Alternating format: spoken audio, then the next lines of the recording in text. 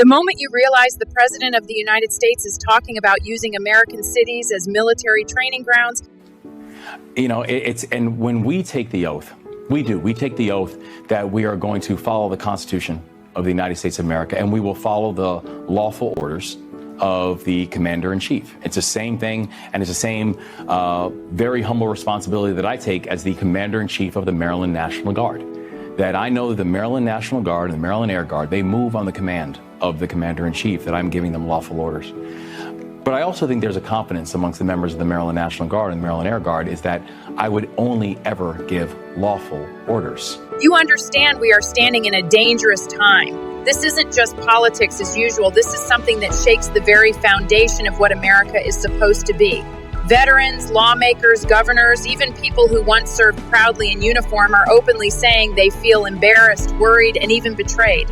Imagine taking an oath to defend the Constitution, knowing that you must follow lawful orders, but now questioning whether those orders are truly lawful at all. That's the weight hanging over members of the military today. What happens when the Commander-in-Chief doesn't respect the difference between real defense and unlawful power plays? People who once trusted their leaders to give them clear, honorable commands are now left wondering if they'll be forced into conflicts that break the law and betray the very oath they swore to uphold. That is not just troubling, it's heartbreaking for those who love their country enough to serve it. Governor Wes Moore of Maryland, himself a veteran, made it clear that when he gives orders to his National Guard, he gives lawful ones. His troops know they can trust him because he respects their service and their sacrifice. But that trust at the national level is slipping. Veterans are saying it's one thing to disagree with the president, it's another to be embarrassed.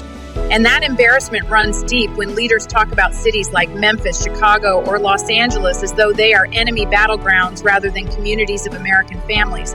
What kind of message does that send? It tells military members they might be ordered to turn their training, their weapons, and their loyalty against their own neighbors. That is not just unlawful, it is un-American. We have heard dangerous words from top officials promising unlimited support, telling police they can use whatever force they want, backed by the FBI, ATF, DEA, ICE, and even the military. This is framed as fighting crime, but really it tears at the long-standing principle that the U.S. military should not be used for domestic law enforcement. For over 500 years, going back even before the Revolution, Americans have resisted quartering troops in their cities, and yet now we hear talk of using them as a daily police. History teaches us why this is wrong.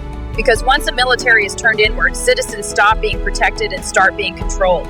That line must never be crossed. Congressman Jake Auchincloss, a Marine veteran, made the point that Marines are trained to be no better friend and no worse enemy. Yet today, the president seems to think Russia is a friend and Los Angeles is the enemy. Think about how twisted that sounds. At the very moment Russia threatens NATO and challenges international security, the president praises Vladimir Putin while deploying American troops into our own neighborhoods. That is not defense. That is distraction. And distraction is exactly what this administration thrives on. When policies fail, when trade wars drive up prices, when government shutdowns hurt working families, the answer always seems to be more division, more chaos, and more militarized fear. Even other governors like J.B. Pritzker have called this behavior not only reckless, but potentially a sign that the president is unwell. When the highest office in the land is treated like a toy box with soldiers moved around like plastic figurines in a child's game of Battleship, it dishonors the men and women who risk everything by wearing the uniform. Real people with families and lives on the line are not pawns to be played with. Veterans know this, military families know this, and Americans watching these decisions unfold feel a growing unease. Because if soldiers can be sent to patrol streets today, what stops them from being ordered into people's homes tomorrow? Meanwhile, as these distractions dominate the headlines, another crisis unfolds. One of Trump's own making, the government shutdown. This is not an accident nor a mistake. It is a deliberate choice. Since coming into office, Trump has been cutting federal jobs, denying grants, starting reckless trade wars, and driving up prices for working families. Energy costs in states like Maryland have jumped, health programs have been slashed, and research institutions have lost vital funding. Yet when the shutdown arrives, instead of taking responsibility, Trump and his allies point fingers at everyone else. The truth, however, is clear. They hold the White House, the Senate, and the House, so the responsibility is theirs alone. But this is not just about pointing blame, it's about real consequences. A shutdown means veterans can't get the services they need, families lose health coverage, children go without food assistance, and federal workers are furloughed with no pay. All the while, billionaires keep their tax breaks. Families lose while the wealthy win. That's the pattern again and again. And when tariffs are bragged about as if they're some massive economic win, the reality is much darker. Tariffs are nothing more than a hidden tax, raising the cost of groceries, electricity, and basic goods. Ordinary Americans pay the price while the administration spins the story as a victory. At its core, this isn't about policy differences, it's about respect for the Constitution itself. Congress holds the power of the purse, but Trump's team is searching for loopholes to freeze or redirect funds on his own, pushing the limits of executive power. That's not leadership, that's authoritarianism creeping into the system.